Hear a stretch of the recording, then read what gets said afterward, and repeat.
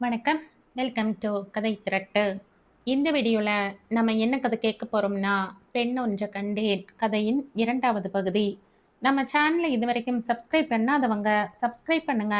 பக்கத்தில் இருக்கிற பெல் ஐகானை கிளிக் பண்ணி ஆல்ங்கிற ஆப்ஷனை பிரஸ் பண்ணுங்க. ஸோ தட் நான் போடுற கதைகளை உடனுக்குடனே நீங்க கேட்கலாம். வாங்க கதைக்குள்ள போகலாம். Yes come in. பத்மநாபன் தன் சிங்கக் குரலால் அனுமதி அளிக்கவும், பா, என்ன ஒரு கம்பீரமான குரல் என்று நினைத்து கொண்டே அறைக்குள் நுழைந்து, குட் மார்னிங் சார் என்றாள். Good morning, take your seat என்றார். தென்றல் அவளுடைய ப்ரொஃபைலை அவரிடம் கொடுத்தாள். அவர் அதை பார்வையிட்டார். பி ஆர்க்கில் 98% எடுத்து தேர்ச்சி பெற்றிருந்தாள். அவள் திறமைசாலி என்பதை அவள் சான்றிதழ்கள் அறிவித்தது. அது மட்டுமின்றி தன் நிறுவனம் வைத்த அனைத்து தேர்விலும் அவள் நல்ல முறையில் தேர்ச்சி பெற்றிருப்பதைக் கண்டு, குட். நீங்க எதுக்காக வேலைக்கு சேரணும்னு ஆசைப்படுறீங்க? எனக்கான அடையாளத்தை உருவாக்கிக்க சார். ம் எல்லாரும் வாழ்க்கையில் உயர்வடையணும், பணம் சம்பாதிக்கணும் இப்படின்னு தான் பதில் சொல்லி பார்த்துருக்கேன். ஷீ இஸ் சம்திங் டிஃப்ரெண்ட் என்று நினைத்தவர், எதிர்காலத்தில் தனியாக ஒரு கன்ஸ்ட்ரக்ஷன் உருவாக்கிக்கணுங்கிற எண்ணம் இருக்கா? இப்போதைக்கு அந்த எண்ணம் இல்லை சார். பட் எதிர்காலத்தில் தோணுச்சுன்னா கண்டிப்பாக உருவாக்குவேன் சார். அப்போ எங்க கன்ஸ்ட்ரக்ஷனுக்கு நீங்க எதிராளியாக மாற வாய்ப்பு இருக்கு. எத்தனை எதிராளிகள் வந்தாலும் நம்மோட திறமை மேலேயும் உழைப்பு மேலேயும் நமக்கு நம்பிக்கை இருக்கிற வரைக்கும் யாராலும் நம்ம இடத்தை நெருங்க முடியாது சார் என்றாள். எவ்வளோ தைரியமாக பதில் சொல்கிறாள். வாழ்க்கையிலே எப்படிப்பட்ட கஷ்டம் வந்தாலும் தைரியமாக போராடுவாள் என்று நினைத்தபடியே, எக்ஸலன்ட் ஆன்சர். எப்போ வேலையில் ஜாயின் பண்ணுறீங்க? இப்பவே சார் என்றாள் தென்றல். அப்போது எழிலன் பத்மநாபனின் அறைக்கதவை தட்டி அனுமதி கேட்க, எஸ் கமின் என்றார். எக்ஸ்கியூஸ் மீ சார், ஒரு ஃபைல் எடுக்கணும் என்றான் எழில். இன்டர்வியூ எடுக்கும்போது டிஸ்டர்ப் பண்ணக்கூடாதுன்னு தெரியாதா என்று அவர் கேட்க, சாரி சார் என்றான் எழில். சரி, எடுத்துட்டு போ. அப்போது அவர் மேஜையில் இருந்த டெலிஃபோன் ஒலிக்க, 1 மினிட் என்று தென்றலிடம் சொல்லிவிட்டு போனை அட்டன் செய்து பேச துவங்கினார் பத்மநாபன். எழிலன் ஃபைலை தேடியபடியே தென்றலை பார்க்க, அவள் அவனை பார்த்து பத்மநாபனுக்கு தெரியாத வண்ணம் தன் கட்டை விரலை உயர்த்தி காட்டி சக்சஸ் என்றாள். என்ற கண் அசைவினாலும் சிறு புன்னகையினாலும் தன் வாழ்த்தினை தெரிவித்த எழிலன், தேங்க்யூ கடவுளே என்றான் மனதுள். உண்மையில் எழிலன் எந்த ஃபைலையும் எடுக்க வரவில்லை. அவள் செலக்ட் ஆகிவிட்டாளா என்பதை தெரிந்து கொள்ளவே அங்கு வந்திருந்தான். தேடி வராத ஒரு ஃபைலை எடுத்துக்கொண்டு, தேங்க்யூ சார் என்று விடை பெற்றவனை கை அமர்த்தி இருக்க சொன்னார் பத்மநாபன். பின் போனில் பேசி கொண்டிருந்தவரிடம் விடை பெற்று போனை வைத்துவிட்டு, மிஸ் தென்றல், இவர்தான் நம்ம கன்ஸ்ட்ரக்ஷனோட சீஃப் என்ஜினியர். இவர் உங்களை கைடு பண்ணுவார் என்றார். பின் எழிலனை பார்த்து கண்களாலேயே அவனுக்கு கட்டளையிட்டார். எஸ் சார் என்றான் எழில். அதன் பின் தேங்க்யூ சார் என்று இருவருமே பத்மநாபனிடம் விடை பெற்று வெளியே வந்தனர். வாழ்த்துக்கள் தென்றல். தேங்க்யூ. எப்போ ஜாயின் பண்ணுறீங்க? இப்போவே. ரியலி? ஆமாம், நீங்கள் அவரை பார்த்து இவ்வளோ பயப்படுறீங்க என்ற கேள்வி கேட்டுவிட்டு அவன் பதில் சொல்லும் முன்பே, உண்மையை சொல்லணும்னா எஸ் கம்மின்னு அவர் சொன்ன தோரணையில் எனக்கு கொஞ்சம் முதறல் எடுத்துச்சு. ஆனால் அப்புறம் எப்படியோ சமாளித்து பதில் சொல்லிட்டோம்ல என்றாள். என்றான். ஆனால் இன்டர்வியூவில் இவ்வளோ ஈஸியாக கேள்வி கேட்பாங்கன்னு நான் நினைக்கவே இல்லை என்றாள். அப்படி என்ன கேள்வி கேட்டாரு? அது என்னன்னா என்று தொடங்கி பத்மநாபன் கேட்ட தோரணையிலேயே கேள்விகளையும் கேட்டு அதற்கு அவள் அளித்த பதில்களையும் சொன்னாள். ரொம்ப குதர்க்கமான கேள்விங்க, ஆனால் எவ்வளோ தைரியமாக பதில் சொல்லியிருக்கா என்ற மனதுள் வியந்தவன், கிரேட்டுங்க, நீங்கள் வந்த முதல் நாளே எங்கள் எம்டி மனசில் இடம் பிடிச்சிட்டீங்க என்றான். நாங்கெல்லாம் யாரு, சிங்கத்துக்கு சீன் காட்டினவங்களாச்சே என்று அவள் சுடிதார் காலரை தூக்கிவிட்டு சொல்ல, அது என்னங்க சிங்கத்துக்கே சீன் காட்டினவங்க என்றான் ஆச்சரியமாக சிரித்தபடியே. அதுவா, ஒரு நாள் நாங்கள் ஜூவுக்கு போயிருந்தோமா, அப்போ ஒரு சிங்கம் எங்களை பார்த்து ஓவராக முறைச்சி சீன் போட்டுதா எனக்கு கோபம் வந்துடுச்சு. அப்போ நான் கோபமாக அதுகிட்ட போய், என் ஹேண்ட்பேக்கில் இருந்து என்று அவள் நிறுத்த, ஐயோ, ஏதாவது வெப்பனை எடுத்துட்டீங்களா?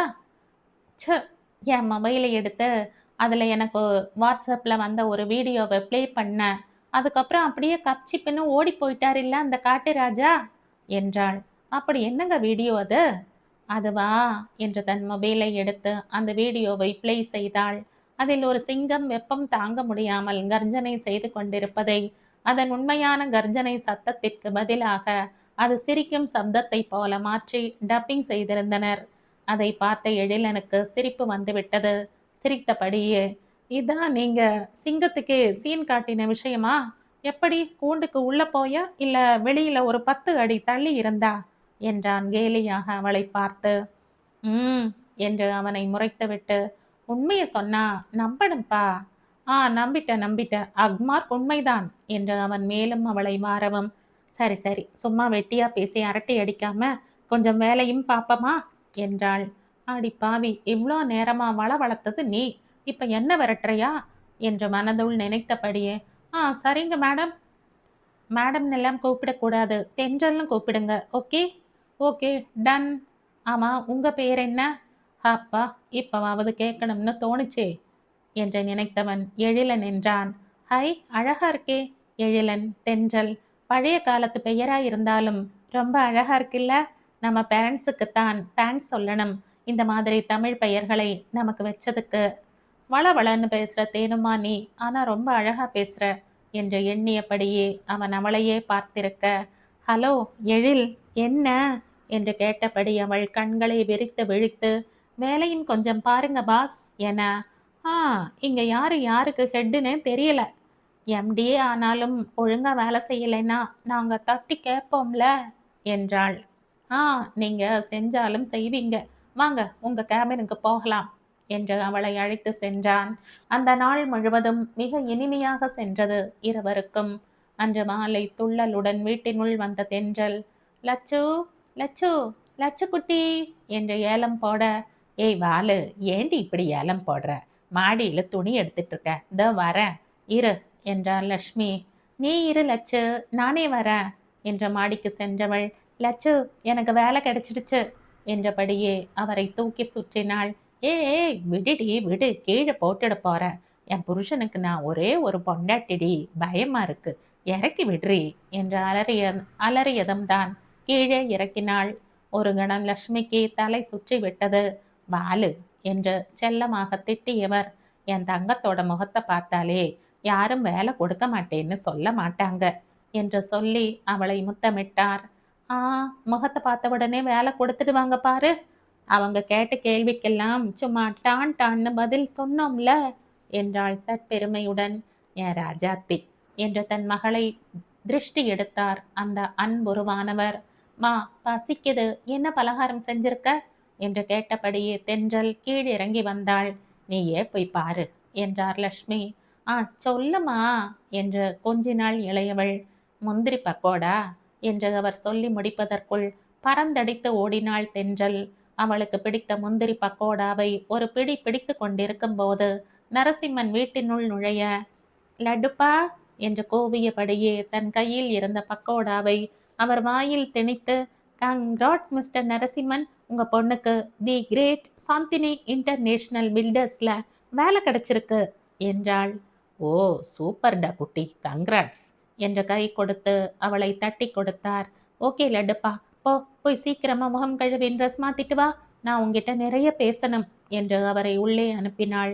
சிறிது நேரம் கழித்து அவர் வெளியே வந்ததும் லக்ஷ்மி அவருக்கு காஃபியும் பலகாரமும் கொண்டு வந்து கொடுத்தார். நரசிம்மன் காஃபியை பருகியபடியே, சொல்லுடா கண்ணா, இன்னைக்கு நாள் எப்படி போச்சு? இன்னைக்கு வேலைக்கு ஜாயின் பண்ணிட்டேனே இன்னைக்கு ஆஃபீஸில் என்று அவள் ஆரம்பித்ததும், அப்பா, இத்தனை நாள் காலேஜ் புராணம், இப்போ ஆஃபீஸ் புராணம் பாட ஆரம்பிச்சிட்டியா? உன்னை கட்டிக்க போறவன் ரொம்ப பாவம்டி என்று சலித்து கொண்டார் லக்ஷ்மி. தென்றல் லக்ஷ்மியை முறைக்க, ஏன், என் பொண்ணுக்கு என்ன குறைச்சலாம் என்று நரசிம்மன் கேட்க, ஆனாலும் உங்களுக்கு இருக்கிற பொறுமை உங்களுக்கு வரப்போற மாப்பிள்ளைக்கும் இருக்குமா என்ன? இவ பேசுற பேச்சுல எனக்கே காதல ரத்தம் வருதில்ல என்றார் லக்ஷ்மி. தென்றல் வேகமாக எழுந்து அவள் தாயின் அருகில் சென்று அவர் காதை தொட்டு பார்த்து, எங்க ரத்தமே வரலையே என்று சொல்லி கூ என்று அவர் காதில் கத்திவிட்டு ஓடி தன் தந்தையின் மேல் சாய்ந்து கொண்டு, இப்பவாவது ரத்தம் வருதா பார்க்கலாம் என்றாள். அடி குரங்கு மகளே என்று லக்ஷ்மி கத்தியபடியே காதை குடைய, ஹை, நீயே ஒத்துக்கிட்டியே என்ற தென்றல் மேலும் அவரை வார, உன்ன என்ற லட்சுமி அவளை அடிக்க வர, எங்க தைரியம் இருந்தா அடி பார்ப்போம் என்று அவள் தன் தந்தையை முன் நிறுத்தினாள். லட்சுமி ஓங்கிய கையை அப்படியே கீழே போட்டுவிட்டு, பாருங்க இவள என்ற கணவனை துணைக்கு அழைக்க, குழைந்தட அவ என்றார் நரசிம்மன் மகளுக்கு பரிந்து கொண்டு.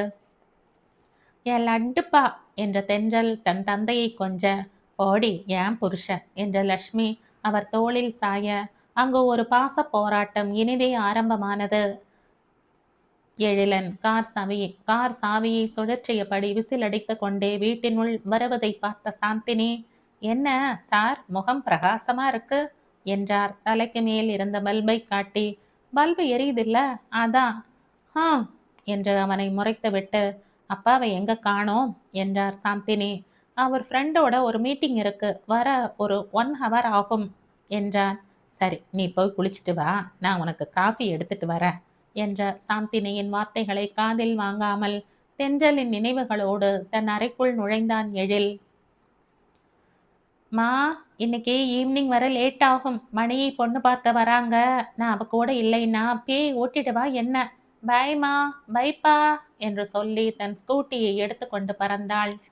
பெர்மிஷன் எல்லாம் கிடையாது, ஒன்லி இன்ஃபர்மேஷன் தான் என்ற லட்சுமி சலித்து கொள்ள, விடுமா குழந்தை தானே என்றார் நரசிம்மன். நீங்க கொடுக்கிற செல்லந்தான் எல்லாத்துக்கும் காரணம் என்ற கணவனை கோபித்து கொண்டார். மாலை மணிமேகலை வீட்டில் மணி மாப்பிள்ளைக்கும் அவர் வீட்டினருக்கும் காஃபி பலகாரம் கொடுத்துவிட்டு திரும்ப முயல, இங்க வந்து உட்காருமா என்ற மாப்பிள்ளையின் தாய் அவளை அழைத்து தன் அருகில் அமர வைத்து கொண்டார். எனக்கு மணியை ரொம்ப பிடிச்சிருக்கு, உனக்குப்பா என்றார் மகனை பார்த்து. பிடிச்சிருக்குமா, அவங்களுக்கும் என்ன பிடிச்சிருக்கான்னு கேட்டு சொல்லுங்க என்றான் மாப்பிள்ளை பிரணவ். பாத்தீங்களா, உங்க பையன் உங்களை மாதிரியே இருக்கா என்று சொல்ல அங்கே ஒரு சிரிப்பலை எழுந்தது. பிரணவின் அப்பா மணியிடம், என்னம்மா என் பையனை பிடிச்சிருக்கா? என்ன சொல்வதென்று புரியாமல் மணி அவள் தாய் தந்தை அண்ணன் மற்றும் தென்றலை பார்க்க அனைவரும் கண்களாலேயே சம்மதம் தெரிவித்திருந்தனர். அவர்கள் மனதை அறிந்த பின், பிடிச்சிருக்கு என்றாள் மணி. அண்ணி தலையை நிமிர்த்தி மாப்பிள்ளையை நல்லா பார்த்துட்டு ஓகே சொல்லுங்க, அப்புறம் நிச்சயதார்த்தத்துல எங்க அண்ணன் முகத்தை பார்த்துட்டு பயந்துரு போறீங்க என்ற பிரணவின் தங்கை கேலி செய்ய, அடி உன்ன என்ற பிரணவ் அவள் தங்கையை செல்லமாக மிரட்ட, மணி சிரித்தபடியே அவனை நிமிர்ந்து பார்த்து பிடிச்சிருக்கு என்றாள். மாப்பிள்ளை பிரணவ் மாநிறம், நல்ல களையான முகம், அரசு மருத்துவமனையில் பிசியோ தெரபிஸ்டாக பணிபுரிகிறார். நல்ல குணமுடையவர் என்பதையும் மணியின் அண்ணன் விசாரித்து தெரிந்து கொண்டார். அப்புறம் என்ன, நிச்சயத்தை எப்போ வச்சுக்கலாம் என்ற பிரணவின் தந்தை கேட்க அனைவரும் பேசி நிச்சயத்திற்கு நாள் குறித்தனர். அன்று மாலை தென்றல் வீட்டில், நரசு, லட்சு கொஞ்சம் எழுந்து நில்லுங்க என்றாள் தென்றல். என்னடி என்ற லட்சுமியும், என்னடா கண்ணா என்ற நரசிம்மனும் கேட்க, நில்லுங்கன்னா நிக்கணும், சும்மா கேள்வி கேட்க கூடாது என்று கட்டளையிட்டாள். அவர்கள் எழுந்து நின்ற பின் அவர்கள் கால்களில் விழுந்து வணங்கியவள் அவளின் சம்பள கவரை இருவர் கைகளையும் சேர்த்து கொடுத்து, பா 50,000 பா, இன்னும் நான் நல்லா ஒர்க் பண்ணா சேலரி இன்க்ரீஸ் பண்ண வாய்ப்பு இருக்கு என்றாள். அடையே எப்பா, என் பொண்ணு எவ்வளோ பெரிய மனுஷி ஆயிட்டா, ஆசீர்வாதமெல்லாம் வாங்குறா என்றார் நரசிம்மன். ஒரு ஆண் பிள்ளையை பெற்றிருந்தா கூட இப்படி சம்பளத்தை மொத்தமா கொண்டு வந்து கையில கொடுத்துருக்குமான்னு தெரியல என் தங்கம் என்ற மகளை முத்தமிட்டார் லட்சுமி. ஐஸ் வச்சது போதும், எனக்கு ஒரு 15,000 கொடு என்றாள் தென்றல். அடி கழுத, நான் ஏண்டி ஐஸ் வைக்கணும், சரி எதுக்கு அவ்வளோ பணம் என்றார். அப்பாப்பா, ஒரு நாளாவது கேள்வி கேட்காம இருந்திருக்கியா நீ? எப்ப பார்த்தாலும் நைன்னு கிட்டு எப்படிப்பா இந்த லட்சுவை இத்தனை வருஷமா சமாளிக்கிற என்ற மகள் கேட்க, பழகி போச்சுமா என்றார் தந்தை. என்னங்க நீங்களும் என்ற லட்சுமி போய் கோபம் கொள்ள, சும்மாடா செல்லம் என்ற மனைவியை கொஞ்சி சமாதானம் செய்தார் நரசிம்மன். சரி சரி, போதும் போதும் போதும் உங்க ரொமான்ஸ், கிளம்புங்க என்று தென்றல் சொல்ல, எங்க என்றார் லட்சுமி. சப்பா, இந்த நண்டோட தொல்லை தாங்க முடியல என்று தென்றல் தலையில் கை வைத்து கொண்டு உட்கார்ந்தாள். சரி சரி, ரொம்ப சலிச்சுக்காத என்று சொல்லி அவள் கொடுத்த சம்பள பணத்தை சுவாமி படத்தின் முன் வைத்து வணங்கிவிட்டு அதில் இருந்து 15,000 எடுத்து அவளிடம் கொடுத்தார். அங்கு எழில் தான் வாங்கிய சம்பள பணத்தில் 20,000 மட்டும் தனக்கென வைத்து கொண்டு மீதி பணத்தை அருகில் இருந்த ஆசிரமத்திற்கு கொடுத்து வந்தான். முன்பெல்லாம் நண்பர்களுடன் சினிமா, பீச், ஷாப்பிங் என்று சுற்றி கொண்டிருந்தவன் இப்போது வேலை வேலை வேலை. அதை விட்டால் தென்றலின் நினைவுகள். இதிலேயே மூழ்கியிருந்தான். அன்றும் தன் அறைக்குள் அமர்ந்து தென்றலின் நினைவுகளில் மூழ்கி இருந்தவனை, டேய் எருமை, என்னதாண்டா நினைச்சிட்டு இருக்க உன் மனசுல என்ற அசோக்கின் கோபமான குரல் திடுக்கிட செய்தது. டேய் அசோக், வாடா என்றான் எழில். அட, பேரெல்லாம் கூட ஞாபகம் இருக்கா என்று அசோக் கோபம் கொள்ள, என்னடா இப்படி பேசுற? பின்ன ஞாயிற்றுக்கிழமையில கூட அப்படி என்னடா வேலை உனக்கு என்று கத்தினான் அசோக். டேய், சண்டேல மட்டும்தானடா வர்றதில்ல, மற்ற நாள்ல நீ கூப்பிடும்போது வர இல்ல? அதான்டா எனக்கும் டவுட்டா இருக்கு. சண்டேல மட்டும் அப்படி என்னடா வேலை உனக்கு? சரி, அதை விடுறா. அதிசயமா வீட்டுக்கெல்லாம் வந்திருக்க. என்ன விசேஷம் சார்? ஆஹா, நீ சரியில்லை. என்னமோ தப்பு நடக்குது. என்னடா? நாளைக்கு என்ன நாள் என்று அசோக் கேட்க, என்ன நாள் என்று யோசித்தவன், சாரிடா, இதோ இப்ப கிளம்பிடுறேன் என்று எழில் எழுந்து கொள்ள, அப்பாடா, இப்பவாவது ஞாபகம் வந்ததே. சாரிடா, ஜஸ்ட் 5 மினிட்ஸ், ரெடி ஆயிடுறேன் என்று தன் ட்ரெஸ்ஸிங் ரூமிற்குள் ஓடினான். ம், ஏதோ சரியில்லை. என் பர்த்டேயை கூட மறக்கிறான்னா சம்திங் ராங் என்ற அசோக் யோசனையில் ஆழ்ந்திருக்க, ரெடி, வாடா போகலாம் என்றான் எழில். சிறிது நேரத்தில் இருவரும் ஒரு மாலுக்குள் இருந்த துணிக்கடையில் அசோக்கிற்கு உடைகளை தேர்ந்தெடுத்து கொண்டிருந்தனர். எப்போதும் அசோக்கின் பிறந்த நாளுக்கு எழில்தான் உடை தேர்ந்தெடுத்து கொடுப்பான். ஆனால் இன்று அவன் பிறந்த நாளையே மறந்துவிட்டான். எழில் அவனுக்கு தேர்ந்தெடுத்த உடைகளை எடுத்துக்கொண்டு அசோக் ட்ரையல் ரூமிற்கு சென்றான். அப்போது வெட்டியாக நின்றிருந்த எழில் கடையை நோட்டம் விட சற்று தூரத்தில் நின்றிருந்த தென்றலை கண்டான். அவளை கண்டதும் அவன் கால்கள் தானாக முன்னேறி சென்றன. நரசு, இந்த சூட் உனக்கு நல்லா இருக்கும் என்று தென்றல் சொல்ல, சூப்பர்டா குட்டி என்றார் நரசிம்மன். லட்சு, உனக்கு ஓகேவா என்று தென்றல் அவள் தாயிடம் கேட்க, அதான் அப்பாவுக்கும் பொண்ணுக்கும் பிடிச்சிருக்கு, அப்ப எனக்கும் பிடிக்கும் தானே என்று சொன்ன லட்சுமியை, கேள்வி கேட்டா பதில் சொல்லணும், மறுபடியும் கேள்வி கேட்க கூடாது என்று தென்றல் மிரட்ட, ஓகே மேடம், பிடிச்சிருக்கு மேடம் என்றார் லட்சுமி. அது அந்த பயம் இருக்கட்டும் என்றாள். அடி உன்னை பொது இடம்னு பார்க்குற இல்ல? இல்லைனா மட்டும் உன் வீர தீர செயல் எனக்கு தெரியாதாக்கும். ஒரு முத்தம் கொடுத்தா கப் சிப்புன்னு வாயை முடிக்குவ என்று தென்றல் சொல்ல, என்னால் இவகிட்ட வாயடிக்க முடியாதுங்க, நீங்கள் செலக்ட் பண்ணிட்டு வாங்க, நாங்கள் வெயிட் பண்ணுறேன் என்று லக்ஷ்மி சொல்ல, இந்த சூட்டை ஓகே என்று சேல்ஸ்மேனிடம் சொல்லிவிட்டு, லட்சு லட்சு லட்சு நில்லு என்ற தென்றல் லக்ஷ்மியை பின்தொடர நரசிம்மனும் அவர்களை பின்தொடர்ந்தார். வழியில் இவள் அடித்து கொண்டிருந்த லூட்டியை கண் கொட்டாமல் பார்த்து கொண்டிருந்த எழிலை கண்டவள், பா, ஒரு நிமிஷம் என்று தன் தந்தையிடம் சொல்லிவிட்டு அவன் அருகே சென்று, ஹலோ எழில், என்ன நடுக்கடையில் நின்னுக்கிட்டு கனவு காண்றீங்களா என்றாள்.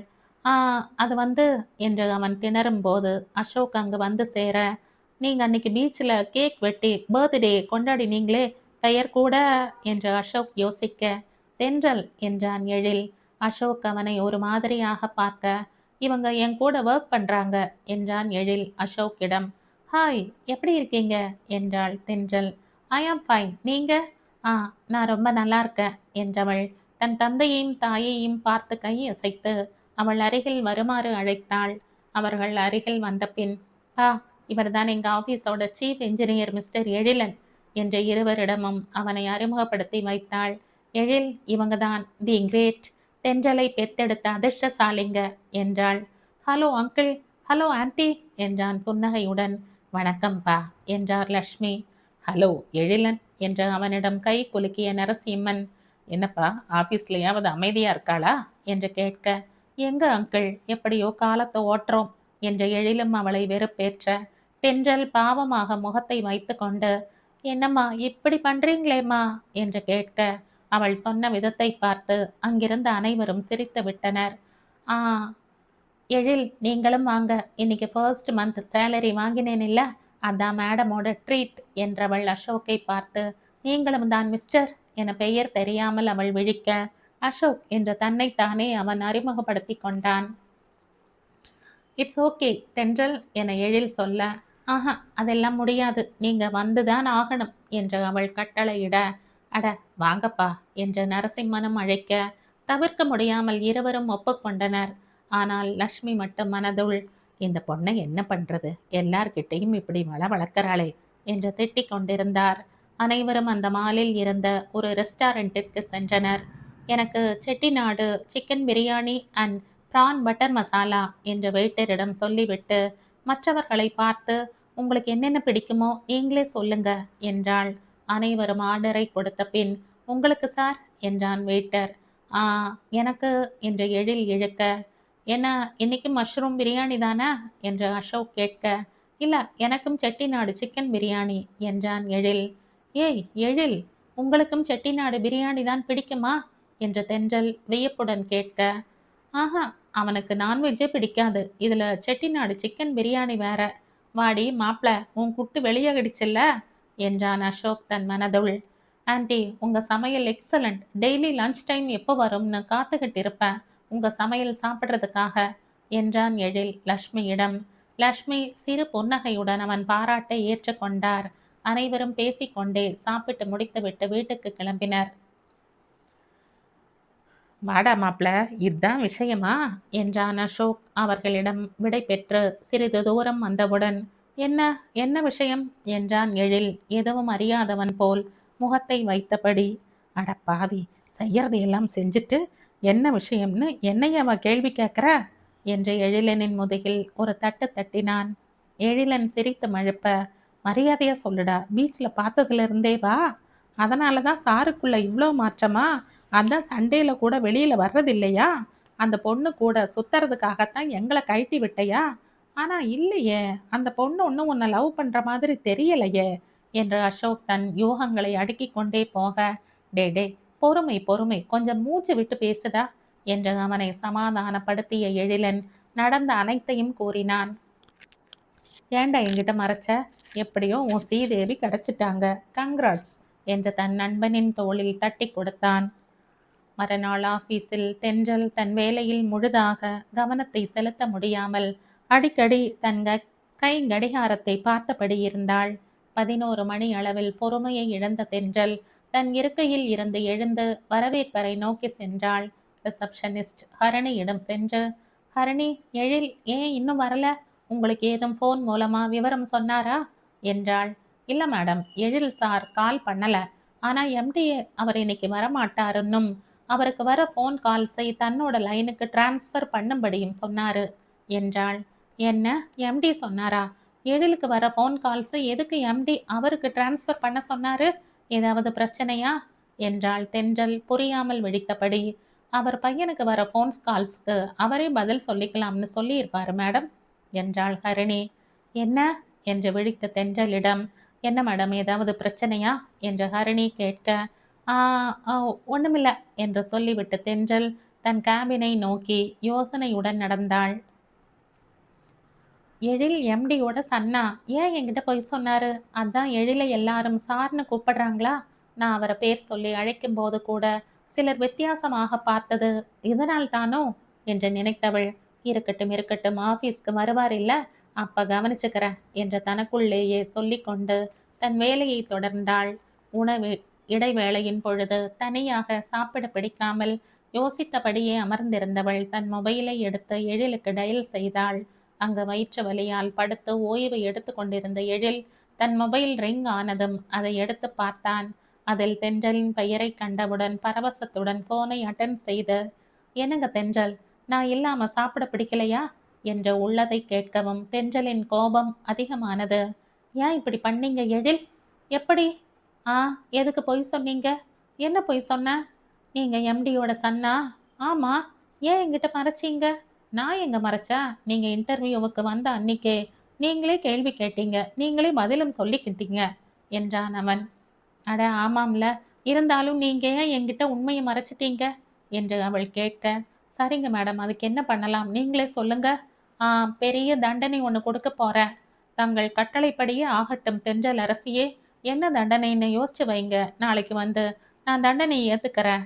ஆ, நல்ல பெரிய தண்டனையா யோசிச்சு வைக்கிறேன் என்றவள் மேலும் தொடர்ந்து, ஆமா நீங்க ஏன் ஆபீஸ்க்கு வரல? ஆ அது வந்து ஸ்டமக் அப்செட். அச்சச்சோ! ஆ என்ன ஏமாத்தினீங்கல்ல, அதான் கடவுள் உங்களுக்கு வயித்து வலிய கொடுத்துட்டார் என்று சொல்ல, எழிலன் குலுங்க குலுங்க சிரித்தான். என்ன எதுக்கு இப்படி சிரிக்கிறீங்க? எல்கேஜி குழந்தை மாதிரி பேசினா சிரிக்காம என்ன பண்றதா? நான் ஃபோன வைக்கிறேன் என்று அவள் சொல்ல, சாரி சாரி நோ கோபம், சமாதானம். ஓகே என்று அவன் கெஞ்ச, ஆ ஓகே பாய் டேக் கேர் என்றாள். ஆ பாய் ஒழுங்கா சாப்பிடுங்க. என் பங்கையும் சேர்த்து என்று சொல்லி ஃபோனை வைத்துவிட்டு, கியூட் குல்ஃபி என்றான் சிரித்துக்கொண்டே. மறுநாள் தென்றல் வருவதற்கு முன்பே ஆபீஸிற்கு வந்த எழிலன் அவள் வரவிற்காக காத்திருந்தான். அவள் வந்தவுடன் அவளிடம் சென்று, என்ன மேடம், என்ன தண்டனைன்னு யோசிச்சிட்டீங்களா என்றான் குறும்பாக. ஆ யோசிச்சிட்டேன். எங்க இங்கேயே இப்பவே 100 தோப்புக்கரணம் போடுங்க என்றாள். ம் என்று எழில் திரு திருவென விழிக்க, என்ன முழிக்கிறீங்க? ஆ போடுங்க போடுங்க என்று அவள் மிரட்ட, இங்கேயேவா, வேணும்னா என் கேபின்ல போய் போடுறேனே ப்ளீஸ் என்றான் பாவமாக. ஆ சரி போனா போகுது, கமான் ஃபாலோ மீ என்று அவள் முதலில் உள்ளே செல்ல, எழிலும் அவளை பின்தொடர்ந்து அவன் கேபினுக்குள் சென்று தன் காதை பிடித்து தோப்பு கரணம் போட எத்தனிக்க, ஸ்டாப் என்றாள் அவள் கையை நீட்டி. அவன் திரு திருவென முழிக்க, இனிமே என்னை ஏமாத்த மாட்டீங்களே என்றாள். ம்ஹும் என்றான் அவன் பலமாக மண்டையை ஆட்டி. ப்ராமிஸ் என்று அவள் கையை நீட்ட, ப்ராமிஸ் என்றான் அவள் அவள் கையில் அடித்து. அப்பாடா என்று அவன் மூச்சு விட, தண்டனை இன்னும் முடியல. என்ன, எனக்கு மலாய் குல்ஃபி வாங்கி தரணும் என்றாள். ஓ இவ்வளோதானா? ஒன்னில்ல 5 இல்ல 10 என்றாள் தன் விரல்களை காட்டி. குல்ஃபிக்கே குல்ஃபியா என அவன் முணுமுணுக்க, என்ன என்ன சொன்னீங்க? ஈவினிங் வாங்கி தரேன்னு சொன்னேன் என்றான். ஆ சரி போய் வேலையை பாருங்க. அப்புறம் நீங்க எம்டி பையன்கிறதுக்காக என்னால் உங்களை எழில் சார்னு எல்லாம் கூப்பிட முடியாது. எழில்னு தான் கூப்பிடுவேன். ஓகேவா என்றாள். சரிங்க மேடம் என்று அவன் தன் கைகளை கட்டிக்கொண்டு மரியாதையாக சொன்ன விதத்தில் தென்றல் சிரிக்க, அது அவனையும் தொற்றிக் கொண்டது. அன்று மணியின் நிச்சயதார்த்தம் என்பதால் தென்றல் ஆபீஸுக்கு லீவ் சொல்லி இருந்தாள். எழிலும் எழிலனிடமும் தன் தோழியின் நிச்சயத்திற்கு போகிறேன் என தெரிவித்திருந்தாள். தோழிகள் புடை சூழ மணிமேகலை நிச்சய மேடைக்கு வந்தாள். பன்னி ரோஜா வண்ண பட்டுப் புடவையில் மணி தேவதையாக ஜொலித்தாள். பிரணவ் மணியை வைத்த கண் வாங்காமல் பார்க்க, ஹலோ மாப்பிள்ள சார், போதும் போதும், அப்படியே மயங்கி விழுந்துட போறீங்க என்று ஹசினா கேலி செய்ய, அங்கே ஒரு சிரிப்பலை எழுந்தது. பிரணவ் சட்டென்று தலை குனிந்து கொண்டான். நிச்சய தாம்பூலம் மாற்றி நிச்சய பத்திரிகை வாசிக்கப்பட்டது. நலங்கு வைபவம் நடந்து கொண்டிருக்கும் போது எழிலன் மண்டபத்திற்குள் வந்தான். பிரணவை பார்த்து எழிலன் கையசைக்க, ஏய் இங்க வாடா என்றான் பிரணவும் கையசைத்து. எழிலன் பிரணவை நோக்கி முன்னேறும் போது மணப்பெண் மணியின் காதருகில் தலை குனிந்து ஏதோ பேசிக் கொண்டிருந்த தென்றலை கண்டான். இதுவரை அவளை மாடர்ன் ட்ரெஸ்ஸில் மட்டுமே பார்த்திருந்த எழிலன் முதன் முதலாக அவளை சேலையில் பார்த்ததும் உலகம் மறந்து நின்றான். தென்றல் கண்களை கொள்ளை கொள்ளும் ஊதா வண்ணத்தில் தங்க நிற பார்டர் கொண்ட காட்டன் சில்க் புடவையை அணிந்திருந்தாள். அவள் அணிந்திருப்பதால் தான் இப்புடவை இவ்வளவு அழகாக உள்ளதோ என்று எண்ணினான். அவள் நேர் வகிடெடுத்த தலைமுடியை பின்னி மல்லிகை பூ சூடியிருந்தாள். தான் ஒற்றை காலில் செய்த தவம் வீணாகி விடவில்லை என மலர்ந்து சிரித்தன மல்லிகை. அவளது நிலா நெற்றியில் வைக்கப்பட்டிருந்த பொட்டும் திருநீற்றுக்கீற்றும் மான் விழிகளில் தீட்டியிருந்த அஞ்சனமும் இயற்கையிலேயே சிவந்திருந்த அவள் இதழ்களும் சிரித்து சிரித்து செம்மை ஏறியிருந்த அவள் கன்னங்களும் அவள் சிரிக்கையில் அவளது கன்னக்குழியில் சிக்கிக் கொண்ட வெண்மீன்களும் வெண்முத்துக்களையும் தோற்கடித்து விடும் அவள் பற்களும் அளவெடுத்தது போல் பொருந்தி இருந்த அவளது அழகு நாசியும் அழகாக வளைந்திருந்த அவளது காது மடல்களும் குறும்பு கொஞ்சும் அவள் மைவிழியின் பார்வையும் அவனை பிரமிப்பின் எல்லைக்கே கொண்டு சென்றது. அவள் அழகில் மெய் மறந்து நின்றிருந்தவனின் முதுகில் ஒரு தட்டு தட்டி, ஏ எழிலா, என்னடா இங்கேயே நிக்கிற என்றான் அசோக். ஒண்ணுமில்லடா, வா போகலாம். நீ எப்ப வந்த? விஜயும் சரணும் வந்துட்டாங்களா? இருவரும் மணமக்களிடம் சென்று அவர்களை வாழ்த்தினர். வாடா, ரொம்ப சீக்கிரம் வந்துட்டியே, இதான் ஃபங்க்ஷனுக்கு வர டைமா என்று பிரணவ் எழிலனை முறைக்க, இல்லடா கொஞ்சம் வேலை இருந்தது, அதான் டிலே ஆயிடுச்சு, சாரிடா என்றான் எழில். ஆமாம் சாருக்கு ரொம்ப வேலையாம் என்றான் அசோக் கிண்டலாக. டேய் சும்மா இருடா என்று எழில் அசோக்கை அடக்கினான்.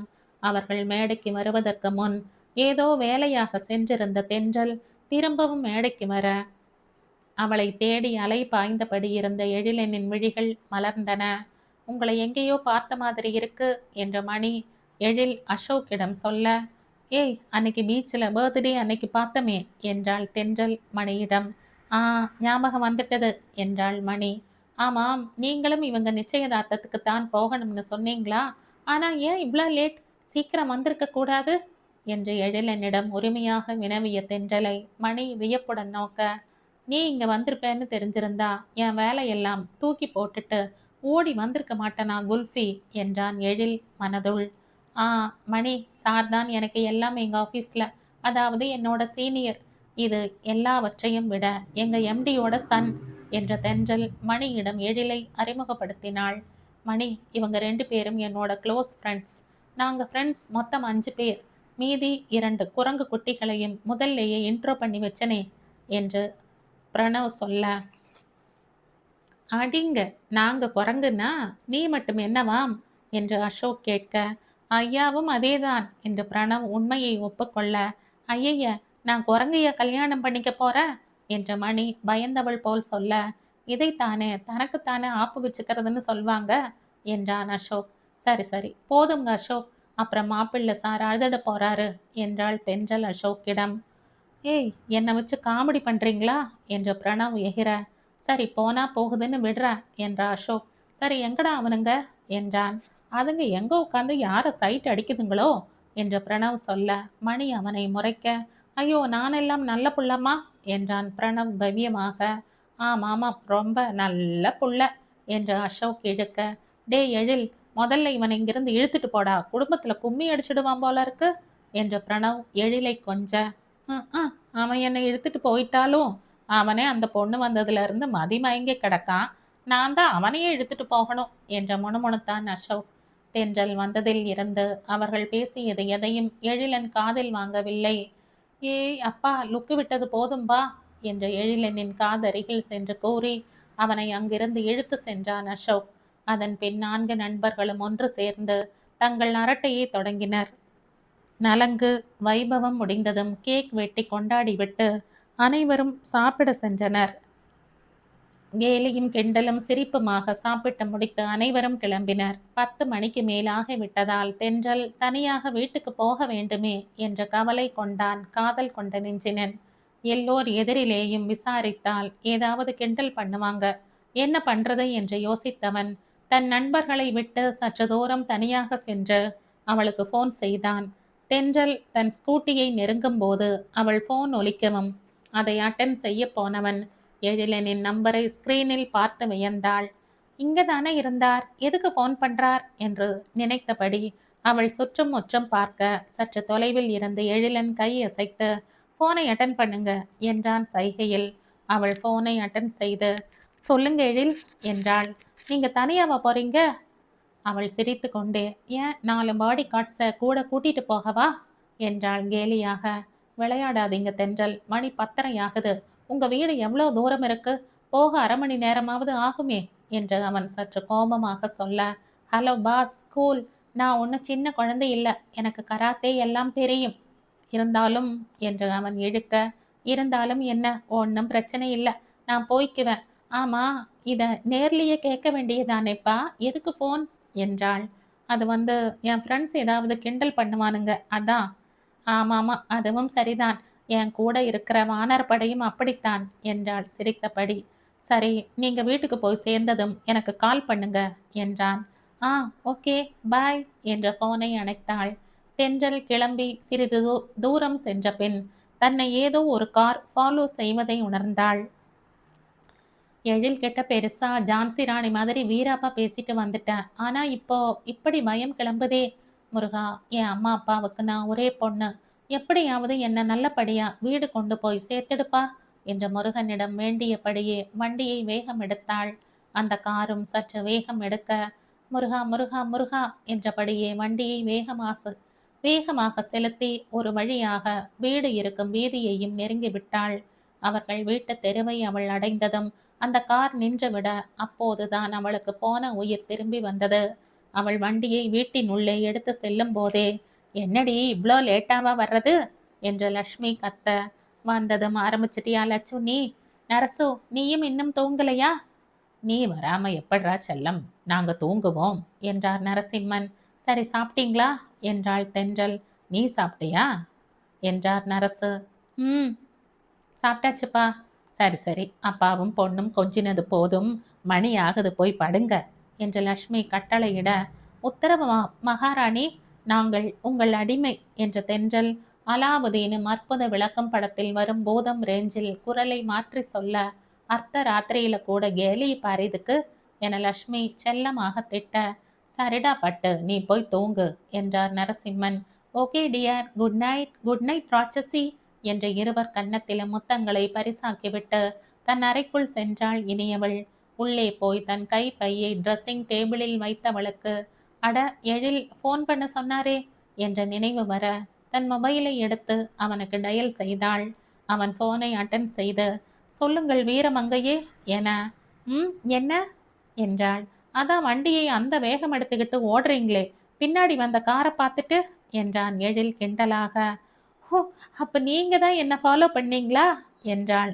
ம் என்றான். என்ன இப்படித்தான் சொல்லாம கொள்ளாம ஃபாலோ பண்ணி பயமுறுத்துறதா என்றாள் சற்று குரலை உயர்த்தி. சொல்லிட்டு ஃபாலோ பண்ணா நீங்க அனுமதி கொடுத்திருப்பீங்களா? ம், அதான் சொல்லாமலேயே வந்த என்றான். என்ன சாருக்கு என் மேல இவ்வளோ அக்கறை? ஏதோ தெரிஞ்ச பொண்ணாச்சே, நல்லபடியா வீடு போய் சேரணுமேங்கிற கவலை தான் என்றான். ஓ என்றாள். என்ன ஓ? சரி போய் படுத்து தூங்குங்க, பாய், குட் நைட் என்றான். ஆ, குட் நைட் என்று சொல்லிவிட்டு போனை வைத்துவிட்டு, நல்ல புள்ள இல்ல என்று தனக்குத்தானே சொல்லி சிரித்து கொண்டாள். அதன் பின் உடைகளை மாற்றிக்கொண்டு முகம் கழுவிவிட்டு வந்து படுத்தவள் படுத்ததும் உறங்கியும் போனாள். ஆனால் எழிலனுக்கோ கண் மூடினால் அவளின் மதி முகமே தெரிந்தது. என்னை ஏத்துக்குவியா தேனுமானே? நான் என் காதலை உன்கிட்ட சொல்லும்போது நீ எப்படி ரியாக்ட் பண்ணுவேடா? அதிர்ச்சியாவா? திட்டுவியா? கோபப்படுவியா? இல்ல அடிப்பியா? ஆஹா, என் தேனுமா அடிக்கலாம் மாட்டா, ரொம்ப நல்ல பொண்ணு, அன்பானவள் என்றெல்லாம் எண்ணியவாறே நெடுநேரம் விழித்திருந்தவன் தன்னை அறியாமல் உறங்கிப் போனான். தென்றல் வேலைக்கு சேர்ந்து சில மாதங்கள் ஓடிவிட்டன. அன்று அவர்கள் அலுவலகத்தில் உணவு இடைவேளையின் போது எழிலனின் அறையில் தென்றலும் எழிலனும் சாப்பிட்டு கொண்டிருந்தனர். எப்போதும் வளவளவென பேசிக் கொண்டிருக்கும் தென்றல் அன்று அமைதியாக சாப்பிடுவதை அதிசயமாக பார்த்த எழிலன், என்ன இன்னைக்கு மேடம் வாயையே திறக்க மாட்டேங்கிறீங்க என்று அவளை சீண்டினான். வாயை திறக்காமலா சாப்பிட்ற என்ற எதிர்கேள்வி கேட்டாள் தென்றல். ஐயோ, மேடம் ரொம்ப கோபமா இருக்காங்க போல. ச்ச, அதெல்லாம் இல்லப்பா. அப்புறம் என்னாச்சு? எங்க ஸ்மைலிங் ஏஞ்சலுக்கு? டார்ச்சர் பண்றாங்கப்பா. யாரு? என்ன பண்ணாங்க? ஆஃபீஸ்லயா? யாருன்னு சொல்லுங்க. அவங்கள? ஐயோ, ஆஃபீஸ்ல இல்லப்பா, வீட்ல. அதுவும் அந்த லட்சுவும் நரசுவும் தொல்லை பண்றாங்கப்பா. கல்யாணம் பண்ணிக்கோ கல்யாணம் பண்ணிக்கோன்னு சொல்லி 22 வயசு கூட ஆகல. அதுக்குள்ள என் தலையில இவ்ளோ பெரிய குண்டை தூக்கி போட பாக்குறாங்க என்றாள் பரிதாபமாக. இதை கேட்ட எழிலன் சத்தமாக சிரித்தபடியே, கல்யாணம் தானே, பண்ணிக்க வேண்டியது தானே என அவளை உசுப்பேற்ற அவள் அவனை முறைத்து, என்ன சிரிப்பு ஈன்னு என்றாள் கடுப்பாக. சரி சிரிக்கல, கல்யாணம் தானே, பண்ணிக்க வேண்டியது தானே என்றான் சீரியஸாக முகத்தை வைத்து கொண்டு. அடப்போங்கப்பா, கல்யாணம் பண்ணிக்கிட்டா இந்த லட்சவியும் நரசுவியும் விட்டு பிரிஞ்சு போகணும். அவங்க பார்க்குற எந்த மாப்பிள்ளையையும் என் அம்மா அப்பாவை கூட வச்சு பார்த்துக்கிறவங்க மாதிரி தெரியல. சரி, என் பேச்சுக்கெல்லாம் தலையாட்டுற ஒரு இளிச்சவாயன் கிடைச்சா அவனையாவது லவ் பண்ணி கல்யாணம் பண்ணலாம்னு நினைக்கிறேன்.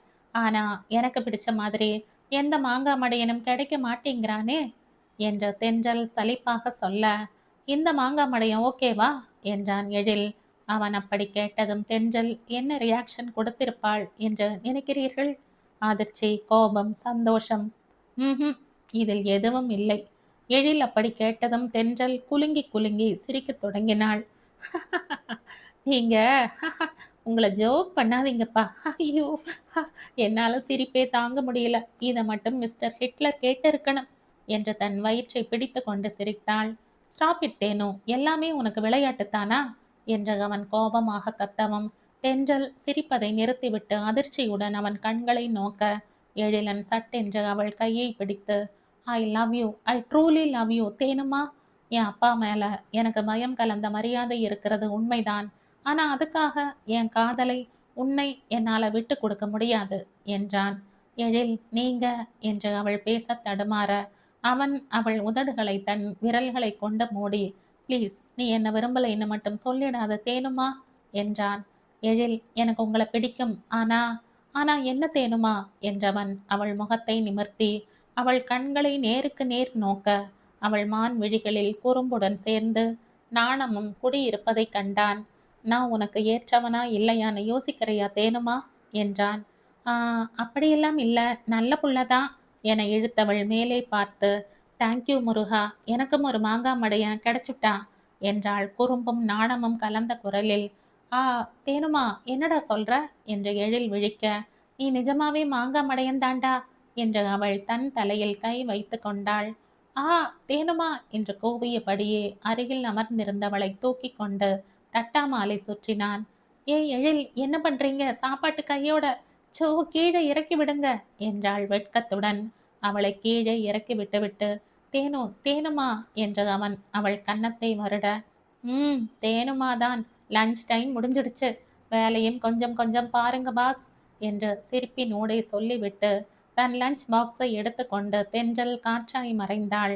தன் கேபினுக்கு வந்தவளுக்கு வேலையே ஓடவில்லை. எழில் இப்படி திடீர்னு என்று அவள் நினைக்க, அவன்தான் சொன்னானா உன் புத்தி எங்க போச்சு, நீயும் ஏன்னு இழிச்சுக்கிட்டு ஓகே சொல்லிடுவியா என்று அவளது உள்மனம் என்றது அவள் உள்மனம். ஆ, ஆமாம்ல என்று அவள் சொல்ல, என்ன ஆமாம்ல நோமாம்ல, எல்லாத்துலயும் அவசரம். இப்படி பட்டுன்னு ஓகே சொல்லிட்டியே, அவன் உன்னை பத்தி என்ன நினைப்பா? என்ன நினைப்பாரு? ரொம்ப சந்தோஷப்படுவாரு. இவ என்ன சொன்ன உடனே ஏத்துக்கிட்டாளேன்னு தப்பா நினைக்க மாட்டா? ஆஹா, என் எழில் ரொம்ப நல்ல புள்ள, அப்படியெல்லாம் நினைக்க மாட்டாரு என அவள் சொல்ல, ஆஹா, இனி உன்கிட்ட பேசுறது வேஸ்ட். ஏன்? அதான் சொல்லிட்டியே எழில்னு, அப்புறம் உன்கிட்ட என்னத்த பேசி என்னத்த புரிய வைக்க? லவ் ஸ்டார்ட் ஆகிடுச்சுடோய் என்று சிரிப்புடன் விடை பெற்றது அவள் உள் மனம். மாலை வேலை முடிந்து தென்றல் கிளம்பும் நேரம் எழிலன் அவளுக்கு போன் செய்தான். தென்றல் குறும்புடன் ஸ்கிரீனில் தெரிந்த அவன் பெயரை ரசித்தபடியே போனை எடுக்காமல் அமர்ந்திருந்தாள். அவன் 2 முறை கால் செய்தும் அவள் எடுக்காததால் தன் அறையின் வெளியே வந்து எட்டி பார்த்தான்.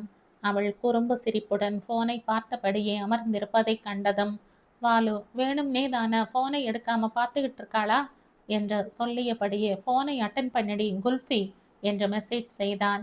அதை பார்த்த தென்றல், வாட் டி டி டி அண்ட் ஆல் ம் என்ற மெசேஜ் செய்ய, நான் ஒரு டி தானடி போட்டேன் என்று அவன் பதில் அனுப்ப, நோ நோ நோ டி அண்ட் ஆல் ஓகே என்றாள். ஆ, ஓகே மேடம், போனை எடுக்கிறீங்களா மேடம், ப்ளீஸ் மேடம் என்று அவன் பல மேடம்களை போடவும் மேடம் மனம் இறங்கி போனை அட்டன் செய்தார்கள். சொல்லுடா எம் எம் என்றாள். நீ மட்டும் டா சொல்லலாமா டி? நீ ஒரு தடவை சொன்ன, நானும் ஒரு தடவை சொன்னேன், சரியா போச்சு, நீ எதுக்கு மறுபடியும் சொல்ற என்றாள் விடாப்பிடியாக. சொன்ன என்னடி பண்ணுவ என்று அவன் அவளை சீண்ட, யூ யூ யூ பொட பொட பொட எலி என்றாள். தேனுமா, இப்படியே பேசினா டைம் ஆயிடும், இன்னைக்கு எங்கேயாவது வெளியில போலாமா என்றான். லவ் பண்ண ஆரம்பிச்ச முதல் நாளே வீட்டில் பொய் சொல்லணுமா என்றாள். லவ் பண்ணா பொய் சொல்லலாம் தேனுமா. அப்படியா, எந்த புக்கில் போட்டிருக்கு தேனுமா, ப்ளீஸ் ப்ளீஸ் ப்ளீஸ் என்று அவன் கெஞ்ச, சு பாவம் புள்ள, ரொம்ப கெஞ்சறான் என்று நினைத்தவள், சரி போனா போகுது வர என்றாள். தென்றல் பீச்சில் அலைகளை பார்த்தபடி அமைதியாக அமர்ந்திருக்க எழிலன் அவளையே பார்த்தபடி அமர்ந்திருந்தான். என்னடா எதுவுமே பேச மாட்டேங்கிற என்றான் எழில். ஆ, ஒண்ணுமில்ல, லட்சுமி நினைச்சா பயமா இருக்கு. ஏன், என் மாமியார் அவ்வளோ ஸ்ட்ரிக்டா? பார்க்க ரொம்ப அப்பாவியா தெரியறாங்க. ஐயோ நீ வேறப்பா, ஆளை பார்த்து எடை போட்டுடாத, பார்க்கத்தான் சாது, பாஞ்சா புலி மாதிரி. ஐயோ, ஏன் குல்ஃபியை விடவா? ஓய், நான் என்ன புலி மாதிரியா பாயற என்று அவள் எகிற, இல்ல இல்லடா, என் கியூட் குல்ஃபியாச்சே நீ என்றான். அதென்ன கியூட் குல்ஃபி? ஆ, அதான் உன் கன்னம் ரெண்டும் நல்லா குல்ஃபி மாதிரி கியூட்டா ஸ்வீட்டா இருக்கா, அதான் என்றான். என்று அவனை முறைத்தவள். ஆமா, பத்துவும் சாந்தவும் எப்படி, லட்சு மாதிரி டெரர் பீஸா இல்ல நரசு மாதிரி காமெடி பீஸா என்றாள். அடிப்பாவி, நானே அவங்கள பேர் சொல்லி கூப்பிட்டதில்ல என்று அவன் சொல்ல, பேர் சொல்றதுக்கு தான்ப்பா பிள்ளைங்க என்றாள். அவங்க என் அப்பா அம்மா மேடம் என்று அவன் சொல்ல, ம்ஹும் அவங்க நம்ம அப்பா அம்மா என்று சொல்லி சிரித்தவளை அப்படியே அணைத்து கொள்ள வேண்டும் என்று தோன்றியது எழிலுக்கு. ஸ்வீட்டி தேனும்மா நீ என்று சொன்னவனை கவனிக்காமல் அவள் எழுந்து கொள்ள, ஏய் எங்கடா போற என்றான். தோ அந்த குட்டீஸ் ரெண்டும் சூடா மிளகா பஜ்ஜி வாங்கி சாப்பிட்றத பார்த்ததும் எனக்கும் சாப்பிடணும்னு ஆசை வந்துடுச்சு. நான் போய் வாங்கிட்டு வரேன் என்று துள்ளி ஓடிய வளர்ந்த குழந்தையை கண் இமைக்காமல் பார்த்திருந்தான். கடவுளே, இது வரைக்கும் நான் எனக்காக உங்ககிட்ட எதையுமே கேட்டதில்ல. ஆனா நான் எனக்காக உன்கிட்ட எதையுமே கேட்டதில்ல. ஆனா முதன் முறையா என் வேண்டுகோளை உங்ககிட்ட வைக்கிறேன். என் தேனும்மாவ நான் என் வாழ்நாள் முழுவதும் சந்தோஷமா பார்த்துக்கணும். நீங்க தான் எங்களுக்கு துணையா இருக்கணும். என் அப்பாவ சமாளிக்க நீங்க தான் எனக்கு தைரியத்தை கொடுக்கணும் என்று மனதார வேண்டினான். நடந்தால் நன்றாகத்தான் இருக்கும். ஆனால் இந்த கதையின் தொடர்ச்சியை அடுத்த பதிவில் கேட்கலாம். நன்றி.